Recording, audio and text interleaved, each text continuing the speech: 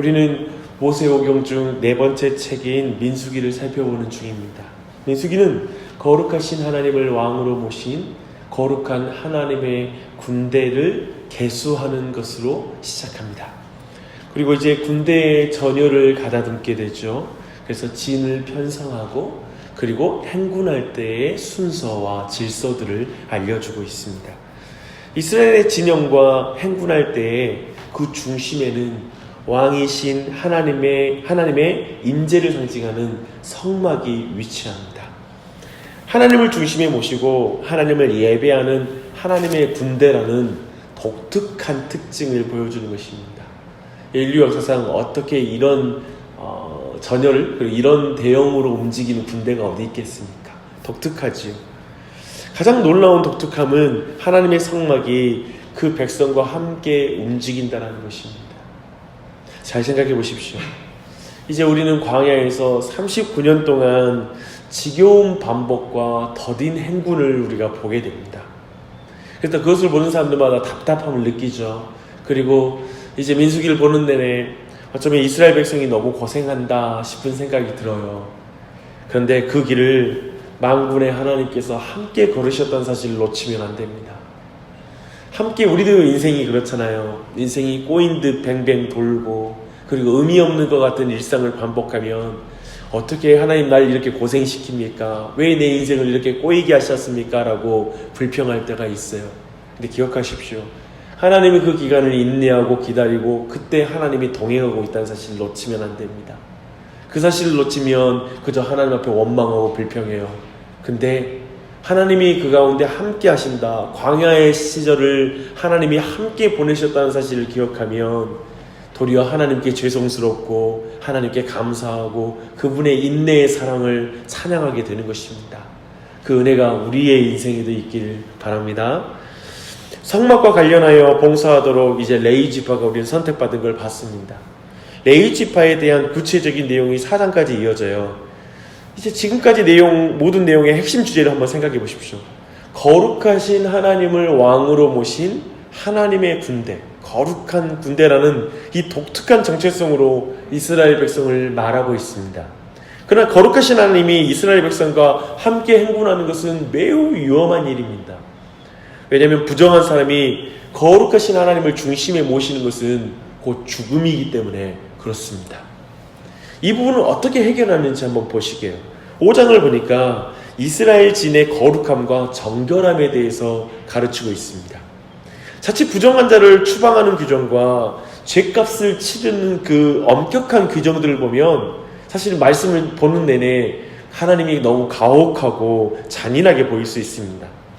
더하여 다루는 내용을 보니까요, 이제 추방당하는 그런 내용, 제거되는 내용을 보면 나병이나 유출증과 같은 위생과 질병과 관련된 그런 내용, 의식적인 부정들이 포함되기 때문에 더욱 그렇습니다. 그러나 놓치지 말아야 할 것은 이 규정은 종교적인 것으로서 죄로부터의 깨끗함을 강조하여 말하고 있다는 사실을 주목해야 됩니다. 구체적으로 죄를 어떻게 다뤄야 되는지 놀랍게 성경은 정확하게 설명하고 있어요. 1절부터 4절은 죄를 제거해야 된다고 가르치고 있습니다. 피부병과 유출병 그리고 시체와 접촉함으로 부정함을 입은 사람은 다시 정결함을 입을 때까지 진 밖에 있어야 돼요. 온전함을 입을 때까지 쫓겨나 있어야 된다는 거예요. 이것은 이스라엘 백성 안에서 죄를 제거해야 된다는 것을 분명히 우리에게 알려주고 있습니다. 둘째, 우리 안에 있는 죄를 어떻게 대해야 되냐면 죄는 갚아져야 한다는 걸 가르치고 있습니다. 5절부터 10절까지 내용이에요. 죄는 사람과 하나님께 범하면 반드시 5분의 1을 더하여 갚으라고 이렇게 말하고 있습니다. 갚을 대상이 사라지면 하나님께 드리라고 이렇게 말하고 있어요. 죄는 반드시 갚아야 한다라는 걸 분명하게 우리에게 대가를 치러야 된다라는 걸 보여주는 것입니다. 세 번째는 죄는 근절돼야 된다는 걸 가르쳐주고 있습니다. 11절부터 31절까지가 그 내용입니다. 특별히 남편이 아내의 불륜을 의심할 때 처리하는 규정을 담고 있습니다. 이것은 하나님께서 간음을 이스라엘 중에서 제거하고자 하시는 그 열심, 그 간음을 그 이스라엘 백성 안에서 근절시키고자 하는 하나님의 그런 속성을 보여주고 있습니다. 주 안에 사랑하는 여러분, 이것이 오늘날 교회와 우리를 향한 하나님의 마음인 것을 주목하셔야 됩니다.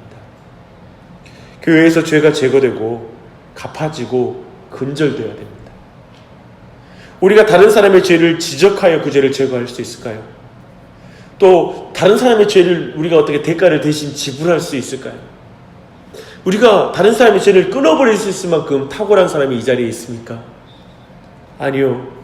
오늘날 우리는 오직 예수 그리스도만이 교회의 죄에 대한 대가를 치렀고, 그리고 오직 예수님의 죽음을 통해 나의 죽음이 제거되는 것을 믿으십시오. 그리고 오직 예수님의 도우심으로 나의 죄가 근절될 수 있다는 걸 믿고 기도할 필요가 있습니다. 그리고 우리가 이것을 믿고 용서함을 통하여 이 일을 이루는 것이죠. 그래서 오늘날에 이 기도를 다시 드려야 됩니다. 다시 한번 우리 가정에, 내 삶에, 그리고 우리 교회 안에 이 죄가 근절되고 제거되고, 그리고 그것이 지불되었다라는 사실을 그리스도 안에서 기도하며 나아가는 이 아침이 되시기 바랍니다.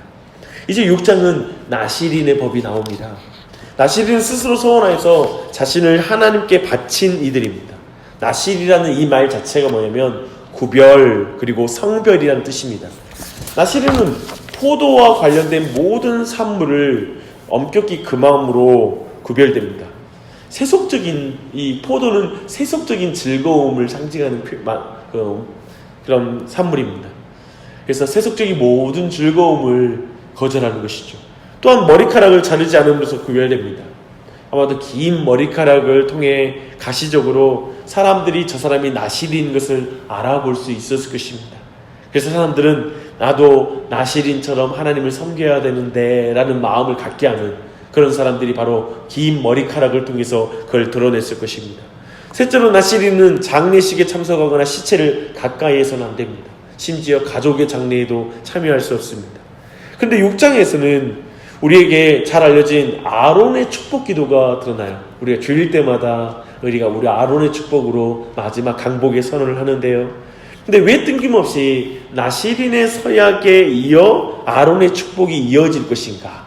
이것을 한번 주목할 필요가 있습니다. 이는 분명히 백성들의 거룩하게 구별된 삶과 하나님의 복이 관련이 있다는 것을 보여주는 것입니다.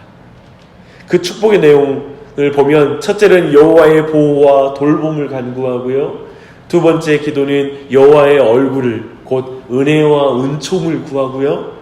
세 번째 기도는 여호와의 평강을 각각 구합니다. 그래서 신약을 사는 우리 모두가 나실인인 것을 기억해야 됩니다. 나실인처럼 구별된 거룩한 제사장이다 라는 사실을 기억해야 됩니다. 그리고 구별된 삶에게 하나님이 보호와 돌봄을 주시고요, 은혜와 은총을 주시고요, 평강을 주시는 하나님이시다 라는 사실을 붙잡아야 되는 줄 믿습니다. 이때도 기억할 건 오직 우리는 예수 그리스도의 은혜로 말미암아 우리가 나실인과 같이 되었다는 사실을 기억하는 것입니다.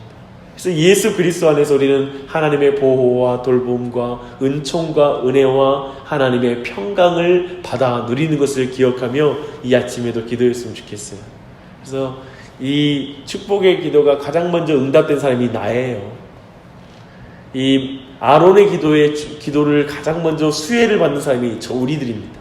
그래서 그 은혜 안에서 기도하며 주님 앞에 나아가는 이 아침이 되시기 바랍니다. 그리고 이제 7장이에요. 7장은 사실 너무 긴 분량과 반복적인 내용 때문에 지겨운 느낌이 드는 장이에요. 제가 이거 다시는 읽고 싶지 않을 정도로 어제 읽으면서 혼났습니다. 너무 지겨워가지고. 내용은 다른 지파가 레위 지파를 어떻게 지원했는지 도와줬는지를 다룹니다. 특별히 우리는 족장들이 드리는 예물을 통해 예배 안에서 예물이 어떤 위치를 차지하는지, 특별히 우리가 드리는 헌상의 시간, 헌물과 헌금 이런 모든 것을 돌아보게 해요. 예배에서 헌물을 드리는 이유는 하나님의 돈이 필요하기 때문이 아닙니다. 그리고 그것이 교회에 필요한 재정을 채우기 위해서 헌금을 하는 게 1차적인 게 아닙니다. 참으로 헌물 그 자체로 중요한 예배예요. 그래서 내 보물이 있는 그곳에는 내 마음이 있느니라 라고 마태복음 6장에서 예수님이 직접 말씀하셨습니다. 12지파 직종들은 두 번에 거쳐서 헌물을 내리는 것을 볼 수 있거든요. 1차로 드린 6개의 덮는 수레와 소 12마리는 성막을 옮기는 데 쓰이는 거예요. 이때 고핫 자손에게는 소와 수레가 배정되지가 않습니다. 왜냐하면 고핫 자손이 옮기는 그 성물은 직접 사람이 뜰채를 가지고 만지면 안 돼요. 만지면 부정하기 때문에 곧바로 죽음을 당합니다. 너무나 거룩한 물건이기 때문에. 그래서 이제 그들이 직접 궤를 메어서 들어야 됩니다.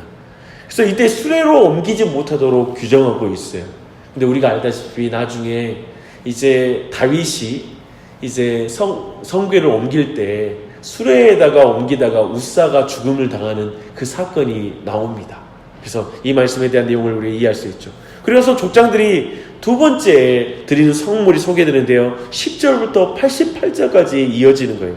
12일 동안 매일 족장들 한 사람씩 예물을 드렸고 그 순서는 유다로부터 시작해서 동편 진영, 남편 진영, 서편 진영, 북편 진영 이렇게 해서 이제 시계 방향으로 이제 순서로 예물을 드리는 장면이 나옵니다.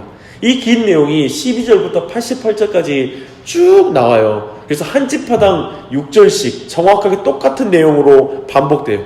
그러니까 얼마나 지루하고 똑같은 거 반복하는 걸 싫어하는 우리에게 너무 읽기 싫은 부분이에요.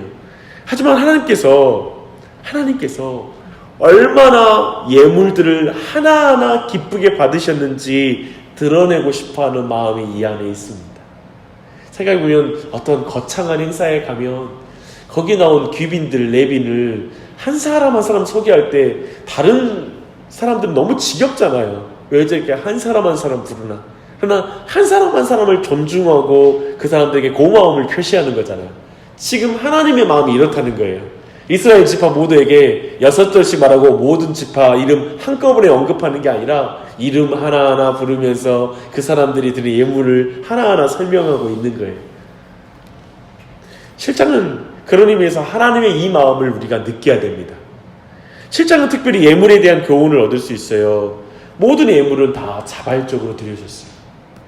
족장들은 하나님의 영광을 보고 나서 강요가 아니라 기쁨 가운데 모든 예물을 드렸다라고 말하고 있습니다. 또한 그것은 필요에 대한 반응이었다는 것도 우리가 간과해서는 안 돼요. 이 부분도 2차적으로 중요한 이유입니다. 성막이 세워지고 족장들은 거기에 필요한 것이 뭔지 다 아는 거예요. 그게 이동할 때 옮기는 게 필요하니까 이제 수레와 그리고 소를 바치는 거예요.